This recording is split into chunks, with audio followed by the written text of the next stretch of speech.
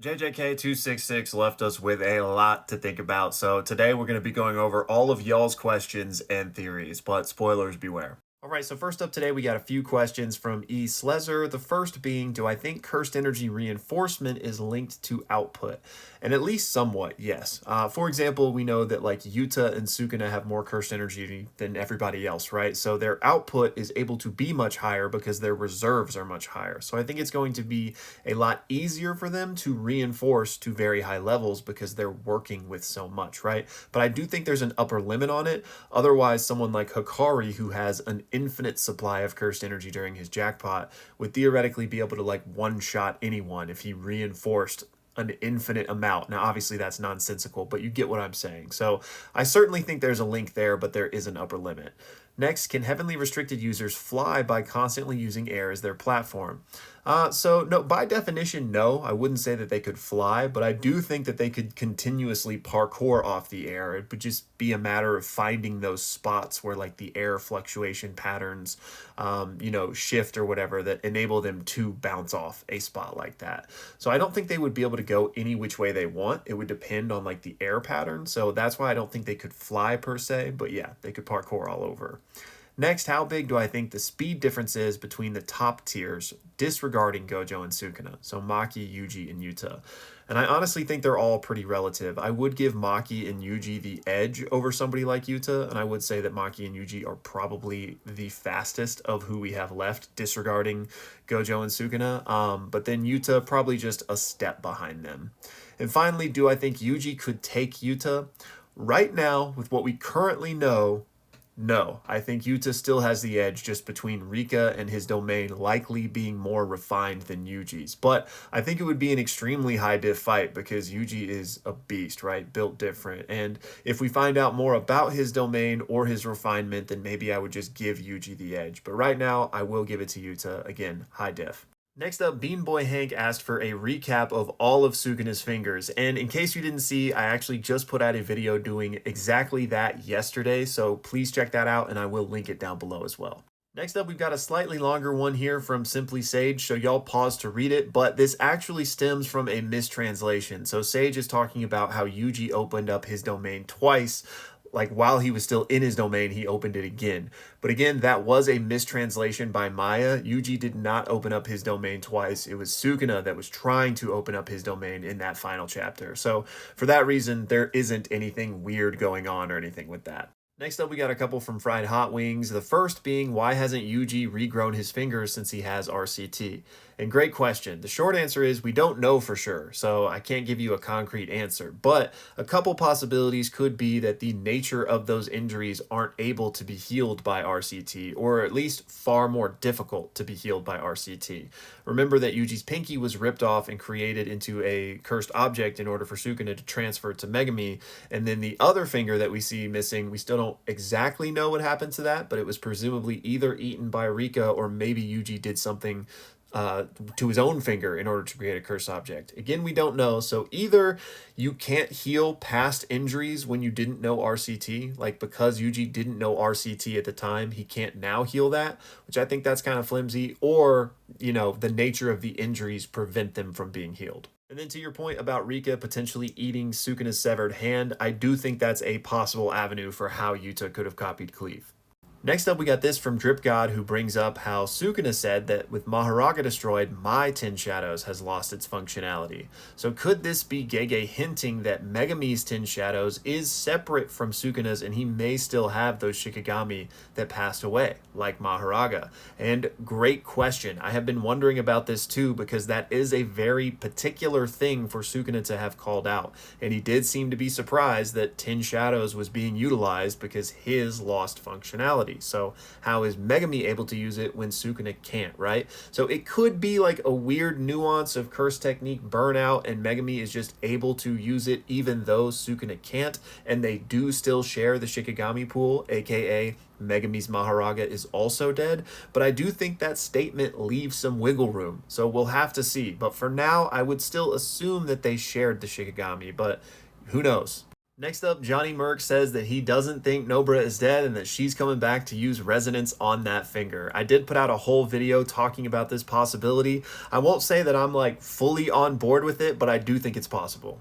Next up, Daruno says, I wonder if the finger at the end of the chapter is Yuji's finger, the one that Sukuna gave Megumi, and that's just a representation of the space within someone where fingers are stored. And this is certainly possible. In case you didn't see, I did put out a video where we found the real life location of that spiral staircase, and that makes me slightly lean toward thinking that it is Sukuna's finger and it's a real finger out in the world as opposed to one within somebody like Megumi. But really anything is on the table. It most certainly could be a representation of the inner finger. So this is one of the things I'm most curious to find out about in the next chapter. Next up, we have another Nobra truther here. This one comes to us from Afros Are Awesome, and y'all pause to read the whole thing if you'd like. He says he does believe Nobra will come back to use that resonance, but to adjust the cope a little bit, says maybe we will see someone else wield her hammer as a cursed tool now, the same way that Ino used Nanami's cleaver with his curse technique imbued into it.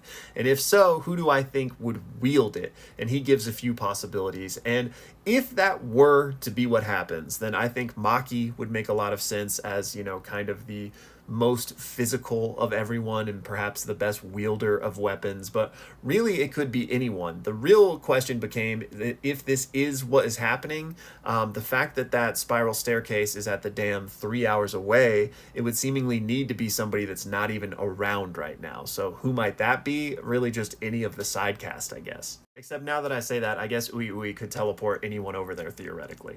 Also, shout out for being a YouTube member, man. Next up, we got another one in this very same realm from Clay Mortify. And first, I just gotta say thank you for the insanely generous donation. The support means so much. And also, thank you for being a YouTube member. But Clay wants to know if I think that someone else could use resonance on the finger. And we talked about via the curse tool, but Clay is talking about potentially Yuta having copied Nobra's curse technique. So what I'll say is I think that's certainly possible. Like, we do assume that, you know, Yuta at some point would have had access to copy that technique, so it's feasible that he could have access to it. But personally, I don't think that that would be the way this happens if it were to happen. I think it would most likely be Nobra herself, and then the curse tool idea, and then maybe somebody like Yuta having copied the technique. But we'll have to see. And then for your second part here, do I think Gojo would have told Nobra where he hid the finger? And if that is everything that's going on here, then yes. And I don't know if you saw my video about the real life location of the finger, but even in that, I talk about how maybe this was the plan all along, and perhaps Ichichi has been tasked with delivering Nobra to that finger to make that final blow. Now, I'm not fully setting sail on that theory or anything, just if things played out that way, I think that would make a lot of sense. Next up, we got this from Perry, who says that his thinking is that Rika ate Yuji's finger, and that's how he copied Cleave and Dismantle. And for my money, I agree. I think that's the most likely explanation we have right now, given all of the various pieces on the board. And I do think that even though Yuji hadn't awakened Shrine yet, it still would have been engraved on his body, so Yuta could have copied it. However, you bring up an interesting point about blood manipulation, because if Yuta copied Cleave from Yuji, then he may have gotten blood manipulation as well, but we haven't seen him use that. So I think a plausible explanation could be that there just hasn't been a use case for Yuta to use blood manipulation. You know, in his domain, it depended on what sword he picked up, right? And then we didn't see him awaken Rika up until the point where he swapped with Gojo, meaning he didn't have access to his full storage of copied curse techniques at any other point except during the domain. So it might have just been he never grabbed that sword. Next up, we got this one from H. Nilsson, who says, okay, hear me out on this prediction. Nobara comeback, she uses resonance, but then that alerts Uruume to the location of that finger and Nobara. So Hikari and Uruume head over, and there is a three-way fight between those three. Now, I think this is a really cool idea, but now that we know JJK is ending in 5 chapters, which for the record, H. Nilsson did not know at the time of posting this theory, I just don't think there's enough time for something like that to happen. Next up, we got this one from Shady Cat Enterprises, who says, I'm all about the Nobara comeback, but I'm curious what role, if any, do I think Principal Yaga's teachings will play in this final battle? And here is another one that, now that we know there are only 5 chapters left, I don't have high hopes for getting some sort of cursed corpse interjection into this final battle. I just simply don't think there's the space for it now. Next up, we've got a bit of a longer one from Callie, so y'all know the drill, pause to read, but it deals with some thoughts on that finger we see at the end of the chapter. Callie thinks that that is not one that Gojo hid, because Callie thinks that Gojo was never in possession of that finger, and instead thinks that this is perhaps the finger that Naniko and Mimiko were aware of back in Shibuya. If you recall, they feed one finger to Sukuna, and then they say, hey, if you go kill Kenjaku for us, we'll tell you where another finger is. So Callie thinks that this finger is that one. So let me respond to a couple things here. First, you say that if it was the finger that Gojo had found, why didn't he have Yuji eat it? And the point is, if that is what was happening, then Gojo hid it to save Yuji's life, because as we know, Yuji was meant to eat all 20 fingers and then be executed. So if Gojo hides a finger, then Yuji can never eat all of the fingers, and thus he would not ever be executed. So that's the idea behind the Gojo hiding it theory. Then as far as Naniko and Mimiko, I will say it's possible, for sure. But for my money, I think the finger that they were referring to was likely just one of the ones that Uraume ended up tracking down and finding for Sukuna. One of the 3 that we see them feed to Sukuna later in the series. So again, who knows? Nobody at this point. But that's why I lean towards the Gojo idea as opposed to this. Next up, Zach says, could useless Miwa be the one to show Sukuna love by using Nobara's hammer? And while that would undoubtedly be peak, I don't think so. I think Miwa already had her time to shine and proved that she wasn't useless when she swooped in and saved Maki from that domain expansion. Next up, we got a few from Cappy Hood here. The first is, do I think we could ever get a one-shot or prequel centered around Gojo after JJK? And honestly, no. I would say it's definitely possible, especially in terms of the big bucks. You know, if Gege ever needs to cash in, then we probably will see a Gojo one-shot or something like that. But given the current atmosphere of things, I wouldn't place my bets on that being what Gege does next. We'll have to see. He has talked about his next manga, so he certainly intends to do something. And there is supposed to be some announcement this week, so maybe we'll find out about it, but we'll have to see. And then Cappy's second question down here asks if that final finger could imply that Yuji conceals Sukuna or both of them inside of it. And I'll say anything's possible, right? We don't know how exactly they're going to tie the bow on the end of this, but for my money, I don't imagine it's going to end with another sealing, because I just think that leaves the door open, and I imagine they're going to hopefully close the door completely on Sukuna and not give him even the remotest chance of returning, right? But again, maybe they don't have that choice. Maybe sealing is the only option they're left with. But in the same way that Kenjaku said, as long as Yuji and Sukuna are alive, the chain of curses will never end. That leads me to believe that the end will be more final than a sealing. Next, E. Abrams points out how Yuji's pupils and his eyes have started to look a lot more like Sukuna's, and he wants to know if I think that's a quirk in Gege's art style or a legit meaningful detail. And I definitely think it's the latter. I definitely think it's intentional and purposeful and representative of, like you say, this kind of narrative symmetry of Yuji and Sukuna being kind of two sides of the same coin here. Very I'm you. So yeah, absolutely think that that was on purpose. Next up, Sam wants to know why Yuji hasn't healed his fingers with RCT. I did touch on this earlier, but again, I think it's most likely either that injury can't be healed or injuries sustained before you knew RCT can't be healed, or at least very, very difficult to heal. Next up, Antoine says, what if Nobara's hammer has become a cursed tool just like Nanami's weapon? And y'all, my apologies for not grouping these better before I sat down to make this video, but yes, we already did talk about that. I do think it's possible, but I don't think it's that likely.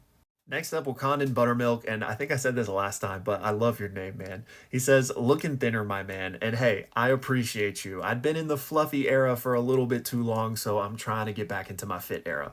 Next up, we've got a longer one from Restful Gambler here, so y'all pause to read it. It includes some very nice words, so thank you for that, but he essentially wants to know, Hikari versus Mahito, who do I think wins? And this is tough because you bring up some interesting nuance there, and it really boils down to, does Hikari's jackpot give him automatic like soul protection and RCT. And I don't think it would protect him fully from idol transfiguration, but it would certainly help in the same way that we saw Nanami kind of instinctively protect his soul when Mahito first tried to attack him. I think Hikari's soul would be very much barricaded by his infinite cursed energy supply. But that being said, I don't think he would be able to reflexively heal idol transfiguration if/when Mahito was successfully able to get it off on him. And specifically, the domain expansion is where this would get into a lot of trouble, right? Because if Mahito actually gets Hikari in his domain, he's got free reign with idol transfiguration. So if that were to happen, I think Mahito wins. The question is, like, who wins the domain clash? Probably Hikari, but if he ever like loses or doesn't get a jackpot and Mahito is then able to get his domain off, I think he wins. So I think it's really tough. I do think Hikari could beat Mahito because he could just run Mahito out of cursed energy to where he wouldn't be able to use idol transfiguration on himself to heal. So I do think either could win, but I think I'd give the edge to Mahito. Next up, Jack Howard wants to know my opinion on a series called Kill 6 Billion Demons. And I unfortunately am not familiar with this at all, so I'll have to look into it. And I did read this quote here, and I do really like this quote. You do say that there is perhaps some inference spoilers from it, so I'm not going to read it out loud, but anyone can pause to read it if they'd like, and I can definitely see some connective tissue with JJK's characters in that.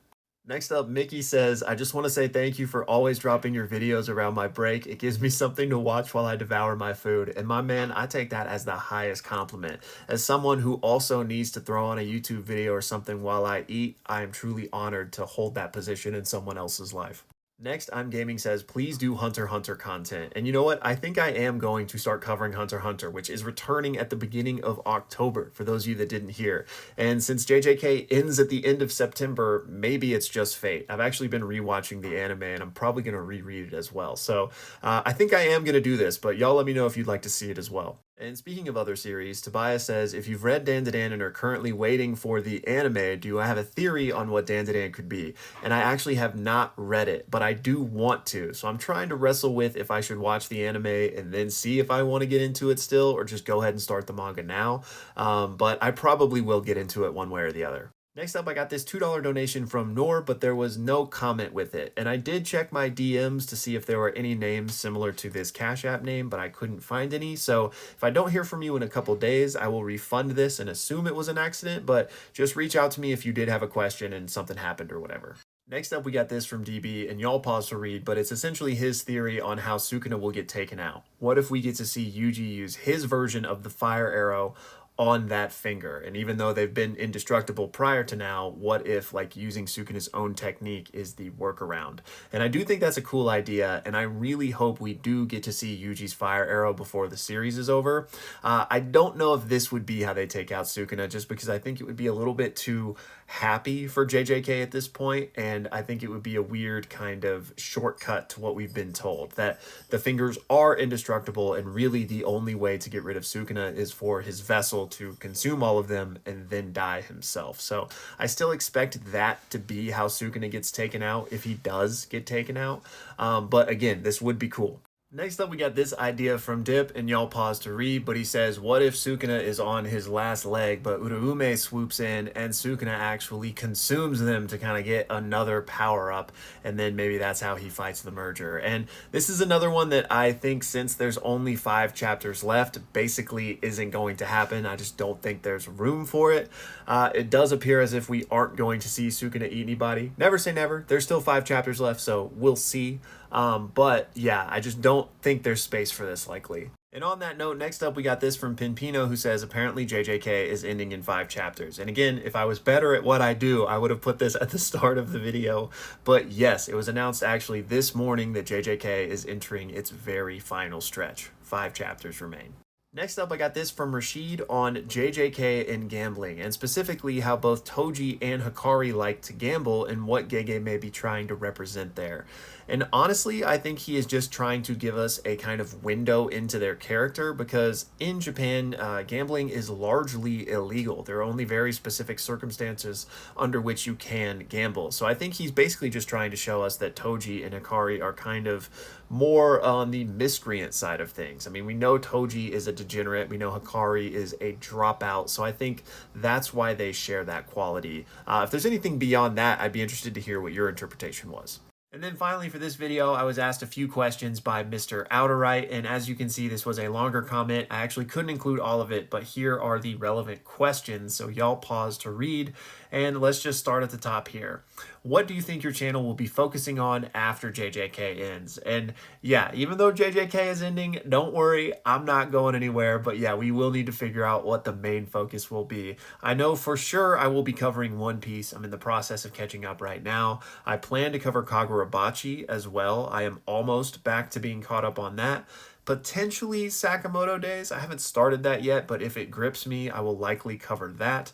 And then like I just mentioned earlier, I plan to cover Hunter x Hunter, but you never know with Hunter x Hunter, right? We might go immediately back on hiatus. So I would say One Piece, Kagurabachi are locks, and then the rest is basically to be determined. Then your next question is, due to the fact that this channel I'm planning to start, which again, Mr. Outerright is starting his own story analysis channel. Y'all go check it out. But he's going to be focusing on all forms of media, not just anime. I was wondering if you also happen to enjoy live action shows. And yes, of course. I am a fiend for them. Breaking Bad, one of the greatest of all time. Game of Thrones could have been one of the greatest of all time, but the ending completely ruined it. Basically, as soon as they caught up to the books, ugh, don't get me started. Anyways, also huge gamer, love Last of Us. I am all about story-driven anything. Movies, books, games, you know, ARGs, whatever the case, I'm probably into it.